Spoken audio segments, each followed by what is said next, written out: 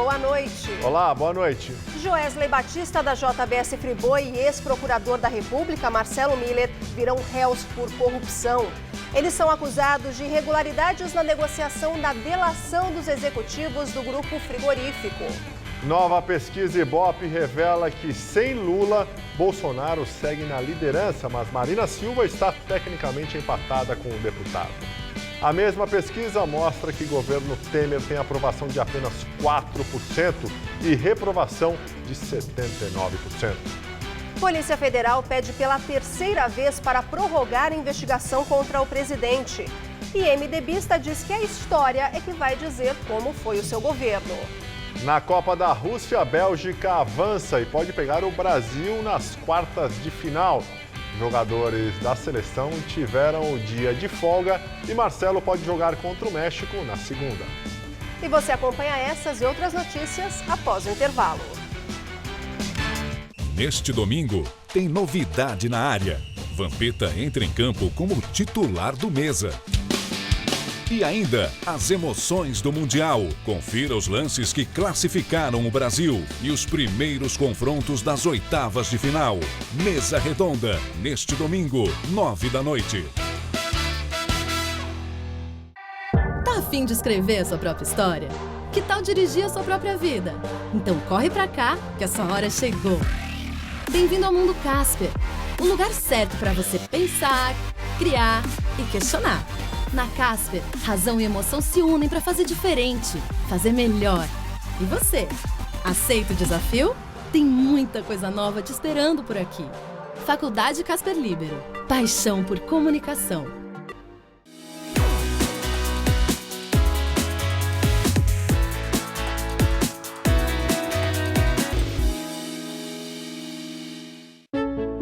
O Brasil terá, pela primeira vez, uma Base Nacional Comum Curricular.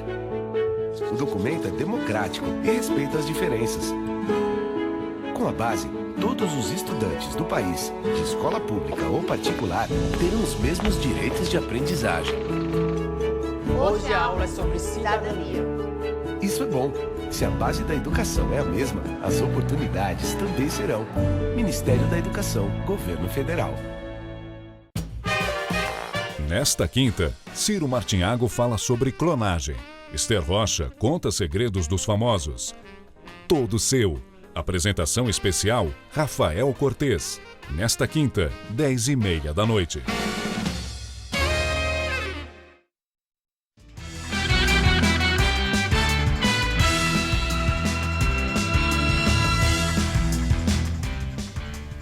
Polícia Civil prende ao menos 22 pessoas em operação que investiga o assalto à empresa de valores Protege no interior de São Paulo.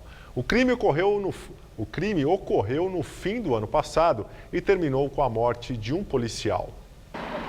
Entre os presos, o suspeito de ter executado um policial no mega assalto à transportadora de valores Protege em outubro passado em Araçatuba, no interior paulista. O nome da operação, Homem de Ferro, é uma homenagem a esse policial civil morto, André Luiz Ferro da Silva, do Grupo de Operações Especiais. Na época, os criminosos armados com um arsenal de guerra explodiram o prédio da empresa e roubaram mais de 10 milhões de reais, de acordo com as informações oficiais. 4 suspeitos de participação já estavam presos, acusados de outros crimes. De lá para cá, ao longo dos 9 meses, a investigação apontou que a quadrilha, além de assaltar bancos e transportadoras de valores, também era especialista em roubo de cargas e de todo tipo. Hoje, a polícia chegou a um galpão em Guarulhos, na Grande São Paulo, com centenas de mercadorias. O receptador, que tem lojas na cidade, também foi preso e agora todos serão ouvidos e a investigação vai continuar. Os produtos roubados foram apreendidos pela polícia. Foram encontrados, apreendido dinheiro, em torno de uns 40 mil reais, em 2 locais, 10 num e 30 em outro local. E também drogas. Para o delegado, os bandidos agem cada vez mais como nos filmes, com equipes especializadas em tarefas específicas. Um pessoal responsável pela explosão, outro pelo transporte dos carros roubados que eles vão usar no local, outro transporte de arma, porque eles não vão para o local roubar, cada um com a sua arma na mão.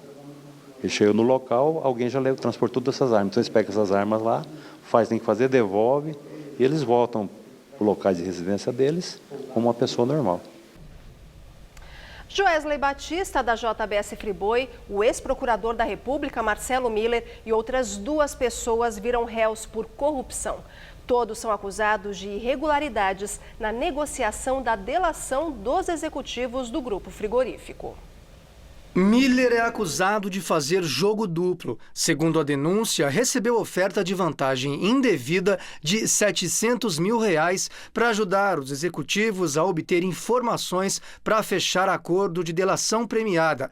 Para o Ministério Público, Marcelo Miller foi o estrategista dos acordos e Joesley Batista, de caso pensado, se aproveitou da condição de Miller de procurador para obter o máximo de facilidades e vantagens. Antes de deixar o cargo na PGR, Miller atuou na Operação Lava Jato. Ele pediu exoneração em março de 2017, mas sua saída só foi oficializada em 5 de abril, dias depois da assinatura do primeiro termo de confidencialidade entre a JBS Friboi e os procuradores. Joesley Batista e o ex-diretor jurídico do grupo, Francisco de Assis, responderão por corrupção ativa. Marcelo Miller e a advogada Esther Flash vão responder por corrupção passiva. Segundo a denúncia, Marcelo Miller teria ajudado os executivos a redigir anexos, prestou aconselhamentos jurídicos e encontrou-se diversas vezes com os delatores. Todos negam as acusações. Joesley, o irmão Wesley e outros 5 executivos da empresa chegaram a ganhar imunidade, mas o benefício foi suspenso. Agora, a omissão da participação de Marcelo Miller pode levar à rescisão das delações da JBS. O ministro Edson Fachin disse que vai mandar o caso para o plenário da corte. Por enquanto, o acordo está suspenso. A delação dos executivos do grupo frigorífico provocou a mais grave crise do governo Temer. Com base nas delações, o presidente foi alvo de 2 denúncias que foram arquivadas por aliados na Câmara. Ao concluir o inquérito, porém, a Polícia Federal diz que não há indícios de que Miller tenha orientado Joesley a gravar de forma clandestina o presidente da República. Por isso, a indicação é de que as provas obtidas devem ser preservadas na investigação contra Temer. A Polícia Federal pediu hoje ao Supremo Tribunal Federal mais 60 dias para concluir a investigação sobre o decreto dos portos. O prazo fixado pelo relator do caso, o ministro Luiz Roberto Barroso, era início de julho, porém os agentes alegam que precisam analisar mais dados. Esta é a 3ª vez que a PF pede mais tempo para a investigação. Aberta em 2017, com base na delação premiada dos executivos da JF, o inquérito tenta comprovar se o presidente Michel Temer editou o decreto para favorecer empresas que atuam no Porto de Santos em troca de propina. Sem Lula, pesquisa CNI e Ibope revela que Jair Bolsonaro, do PSL, segue na liderança, mas Marina Silva, da Rede, está tecnicamente empatada com o deputado, se considerada a margem de erro, que é de 2 pontos percentuais. No cenário sem o ex-presidente Lula, que está preso e pode ficar inelegível por ser condenado em segunda instância, o deputado federal Jair Bolsonaro está com 17%. Marina Silva, da Rede, tem 13%, em empate técnico no limite da margem de erro. Em terceiro aparece Ciro Gomes, do PDT, com 8%, depois Geraldo Alckmin, do PSDB, com 6%. Álvaro Dias, do Podemos, tem 3%, Fernando Collor, do PTC, 2%. No lugar de Lula, Fernando Haddad, do PT, também tem 2%. Flávio Rocha, do PRB, Guilherme Boulos, do PSOL, Henrique Meirelles, do MDB, Levi Fidelix, do PRTB, Manuela Dávila, do PCdoB, Rodrigo Maia, do DEM e João Goulart Filho, do PPL, aparecem com 1% cada. Brancos e nulos, 33%. Não sabe, não respondeu, 8%. Com Lula na disputa, o ex-presidente lidera com 33%. Jair Bolsonaro vem em seguida com 15%. Em terceiro, Marina Silva com 7%, seguida de Ciro Gomes com 4%, Geraldo Alckmin também com 4%, Álvaro Dias com 2%, Manuela Dávila, Fernando Collor, Flávio Rocha, Levi Fidelix, João Goulart Filho com 1% cada. Branco e nulo, 22%. Não sabe ou não respondeu, 6%. A pesquisa CNI-Ibope também avaliou o governo do presidente Michel Temer. Em abril, avaliavam como ótimo bom 5%. Agora são 4%. Regular eram 21% e hoje 16%.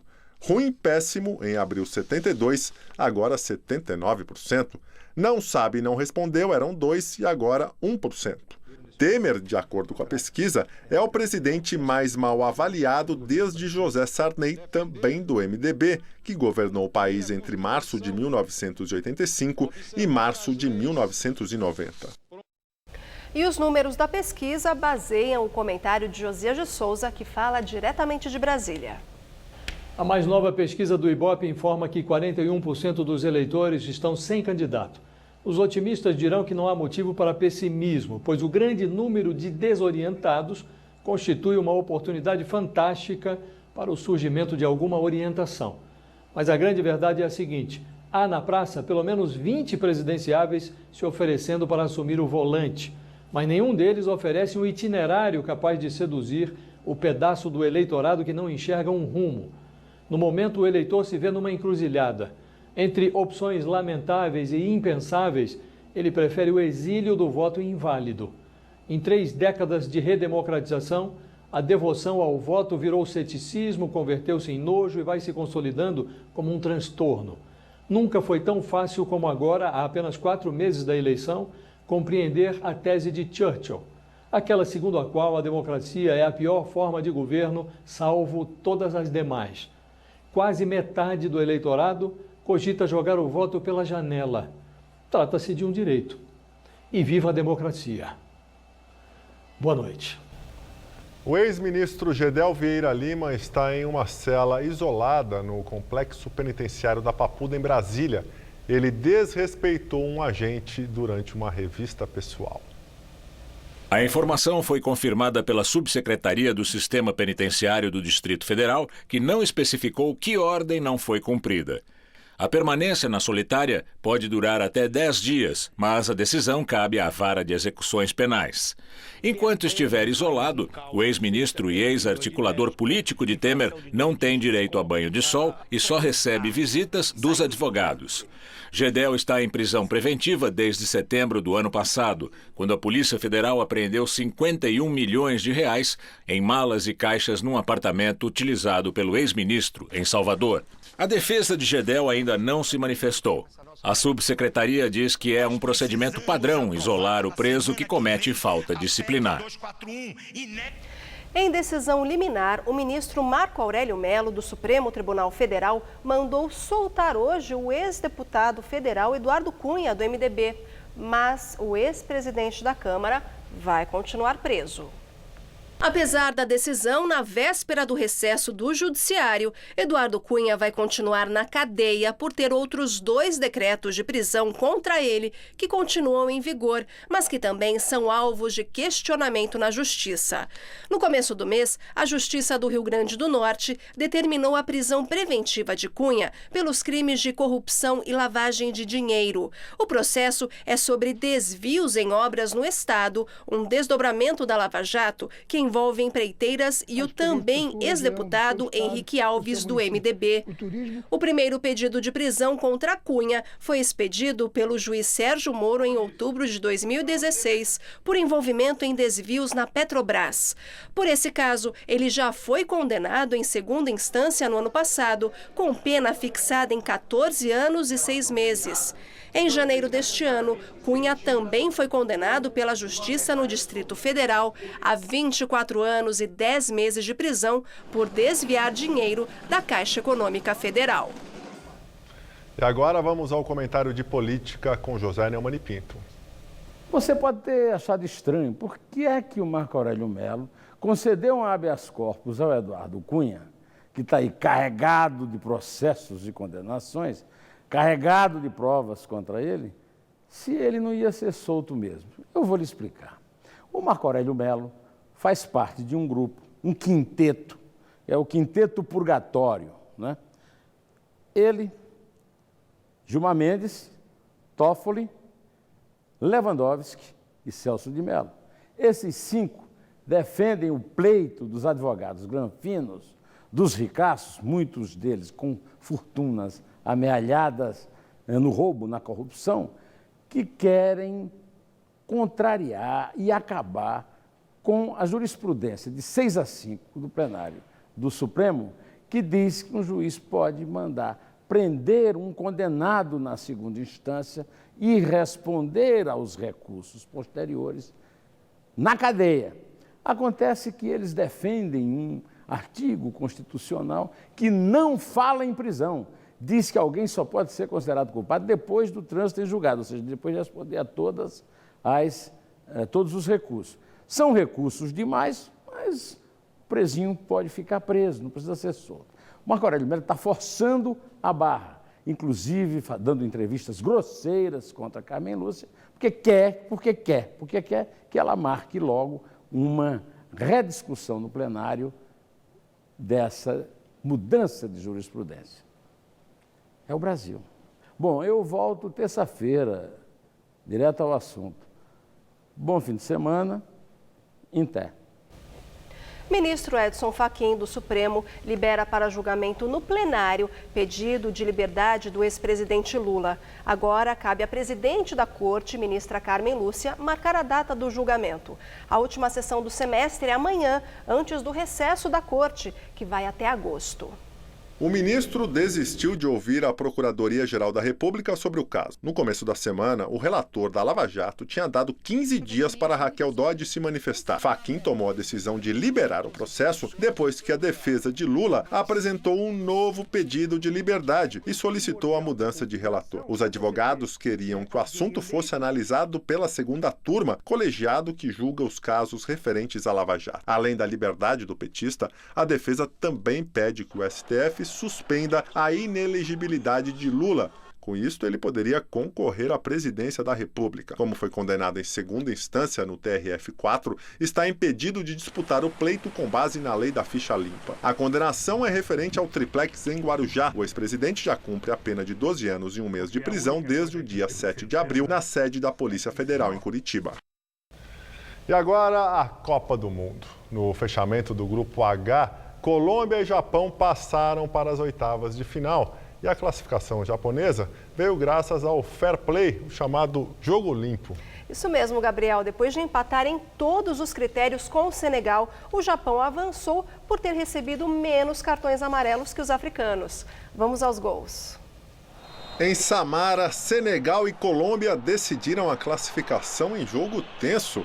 No início, os senegaleses agiram mais. O juiz marcou o pênalti a favor do time africano, mas depois de consultar o vídeo, decidiu anular. Aos 30 minutos, a Colômbia perdeu Rames Rodrigues lesionado.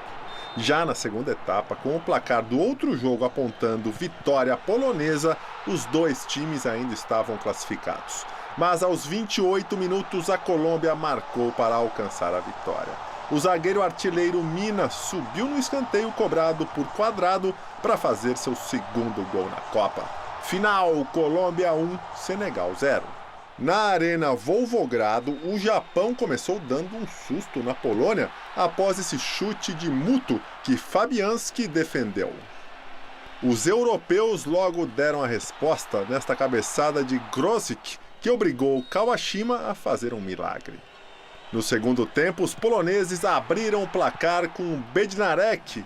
A Polônia ainda perdeu a chance de ampliar com o artilheiro Lewandowski e ficou nisso. Polônia 1, Japão 0.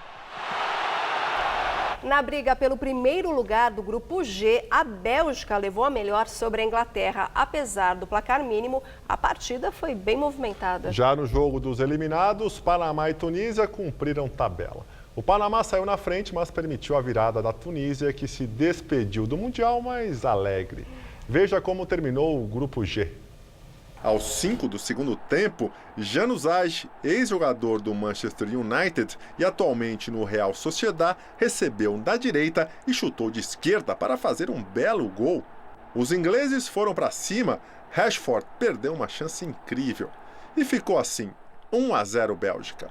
Apesar de já entrarem em campo desclassificados, jogadores de Panamá e Tunísia até que se esforçaram bastante. No primeiro tempo, após chute de José Rodrigues, Meriá marcou o gol contra e colocou os panamenhos em vantagem. Após o intervalo, foi a vez da Tunísia com Ben Youssef empatar o jogo. Panamá 1, Tunísia também 1. Só que aos 20 minutos, o desvio de Kaziri virou o jogo. Final, Tunísia 2, Panamá 1. Com os jogos de hoje, ficaram definidos todos os confrontos das oitavas de final. Vamos lá. No sábado, essa fase começa com um grande clássico mundial entre França e Argentina, às 11 da manhã. Um pouco mais tarde, às 3 da tarde, o Uruguai encara Portugal. No domingo, a Espanha pega a anfitriã Rússia às 11. Às 3, jogam Croácia e Dinamarca. Na segunda-feira é a nossa vez. O Brasil pega o México às 11 horas da manhã. À tarde, a Bélgica encara o Japão e finalizando na terça, mais 2 partidas. Suécia e Suíça às 11 da manhã e Colômbia e Inglaterra às 3 da tarde. Amanhã acho que muita gente terá a crise de abstinência, que é o primeiro dia sem jogo da Copa nas últimas 2 semanas. E hora de falar da seleção brasileira, que segunda-feira, 11 da manhã, enfrenta o México pelas oitavas de final da Copa do Mundo. Pois é, e hoje os jogadores tiveram folga. O lateral Marcelo apresentou melhoras e tem chances de entrar em campo contra o México. A assessoria de imprensa da CBF atualizou o quadro clínico do atleta e garantiu que o jogador vai seguir sob observação do departamento médico. Ontem, durante a partida contra a Sérvia, o lateral deixou o campo com menos de 10 minutos de jogo por causa de dores na região lombar. Logo após o duelo, o médico da seleção brasileira, Rodrigo Lasmar, já havia tranquilizado os torcedores, afirmando que o incômodo físico de Marcelo não era grave e que o problema poderia ter sido causado pelo colchão do hotel. O lateral sofreu um espasmo na musculatura estabilizadora da coluna, fato que travou a região lombar. Caso Marcelo não tenha condições, Felipe Luiz, seu substituto contra a Sérvia, deverá seguir na equipe. Agora, veja só essa história. A seleção brasileira tem torcedores ao redor do mundo, como a gente sabe. Essa legião de fãs começou a ser formada lá nos tempos de Pelé e companhia. Mas tem uma cidade específica em Cuba, isso mesmo, na ilha caribenha, que se enfeita mais que muitas cidades brasileiras para torcer para a nossa seleção. Balta é uma cidade de pouco mais de 50 mil habitantes na periferia da capital Havana. Mas olhando assim, parece que é no interior do Brasil, devido à decoração e à animação dos torcedores. Os jogos são transmitidos no Teatro do Povoado. Quem não consegue entrada para assistir no telão, se reúne em casa com os amigos. A televisão é pequena, mas a plateia é grande. E ontem, na hora do gol de Paulinho, foi só alegria. A única vez que Cuba esteve em um Mundial de Futebol foi em 1938. E motivos para torcer para o Brasil não faltam. Vão desde o sangue latino ao fato de sermos os maiores campeões do mundo. Ontem a gente viu aqui a classificação do México, mesmo após perder para a Suécia. E eles passaram para as oitavas graças a uma vitória da Coreia do Sul sobre a poderosa Alemanha. Na Cidade do México, além de comemorarem como loucos, os torcedores agradeceram a Coreia do Sul de uma forma bem, digamos, peculiar. Uma multidão foi até a embaixada da Coreia do Sul na capital mexicana e o embaixador sul-coreano Sang Il-kim foi o herói por alguns instantes. Além de ser carregado pelos torcedores, ele virou uma dose de tequila no gargalo e ouviu os gritos de coreano irmão, já és mexicano. E pelo menos 5 pessoas morreram e várias ficaram feridas com gravidade depois que um atirador abriu fogo contra a redação de um jornal da cidade de Anápolis, no estado americano de Maryland. Já está descartada a hipótese de ataque terrorista. Segundo um dos sobreviventes, o atirador disparou repetidas vezes contra os funcionários do jornal Capital Gazette. Ele já foi preso pela polícia, mas, segundo os oficiais, não disse nada sobre a motivação do ataque e nem está colaborando com as investigações. O prédio foi evacuado e o esquadrão antibombas afirmou ter encontrado o que parecem ser explosivos. A polícia local e o FBI estão no caso. O presidente Donald Trump foi informado do ataque e agradeceu a atuação dos serviços de emergência. Plantar e comer o que se colhe. Essa é a proposta das hortas urbanas, que aqui na capital também tem germinado em forma de renda e emprego. O empório recém-inaugurado na Lapa escolheu o segmento dos orgânicos. Frutas e legumes, o gerente recebe de 4 produtores. Diz que a procura não para de crescer, mesmo com o preço até 40% mais alto. Ele pensa mais um alimento mais saudável, sem agrotóxicos, sem utilização de meios que venham a dificultar a sua vida futuramente. Muita gente imagina que todas as verduras vêm de alguma área rural distante da capital. Mas o caminho desse maço de couve, por exemplo, foi bem mais curto. As folhas viajaram 30 quilômetros, mas não saíram da cidade, não. Vieram desta horta urbana, aqui em São Mateus, na Zona Leste. O terreno, que antes tinha sujeira e entulho, hoje abriga uma plantação com mais de 80 itens de verduras e legumes. É por onde passa a linha de transmissão da Eletropaulo, que emprestou a área e assim evita invasões. O Nildo trabalha na terra com a mulher e outros 2 funcionários. Começou vendendo na porta do terreno e hoje fornece para 2 feiras e 2 mercadinhos. A procura está mais do que o que a gente consegue dar conta disso aí. Tanto que pensa em aumentar a produção e a mão de obra. A gente tem que arrumar mais um parceiro, pelo menos. Mais um funcionário. Mais um. O movimento da agricultura urbana começou a ganhar corpo há menos de 10 anos. Foi quando a Dona Bela começou a cultivar, também num terreno com torres de energia, em frente à casa dela. Eu vendo couve, almeirão, escarola. Olha, para te falar a verdade, o que tem, vende. Fatura cerca de R$1.000 por mês, com a ajuda da ONG Cidades Sem Fome, que presta assistência técnica e fornece sementes, mudas e o adubo orgânico, também a outros 26 agricultores da Zona Leste de São Paulo. Na horta, é a Dona Bela que planta tudo. Meu marido faz os canteiros, põe o esterco e a mão de obra é minha. O Alexandre, que mora no bairro, é cliente antigo. Hoje está levando alface, erva doce e espinafre. Só de você ter a possibilidade de adquirir um alimento sem agrotóxico, na porta de casa, a qualidade, assim, a confiança, né, principal. E o preço? O preço é equivalente, é bem equivalente a qualquer supermercado, feira. Além de ser a estação mais fria do ano, apesar de até agora o frio não ter dado as caras, né? O inverno é também a mais seca, quando praticamente não chove. É verdade, Gabriel. E olha, esse calor fora de época piora a qualidade do ar, que, segundo a CETESB, neste momento está moderada. E aqui na região da Avenida Paulista faz agora 21 graus. E vamos ver o que espera para os próximos dias com Tássia Sena.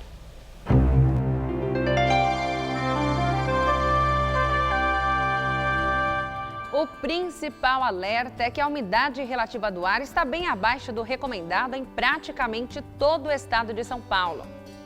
Aqui na capital, a previsão para os próximos dias é de sol forte e aquela sensação de abafado, sabe? Amanhã, máxima de 26 graus. No fim de semana, os termômetros oscilam entre 12 no sábado e 27 no domingo.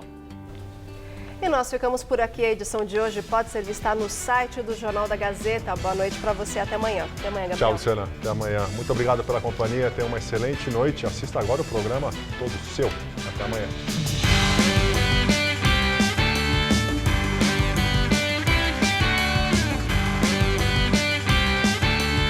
Neste domingo, 11 da noite, em Hora do Voto, confira a entrevista com Flávio Rocha, pré-candidato à presidência da República pelo PRB. Assista agora, todo seu.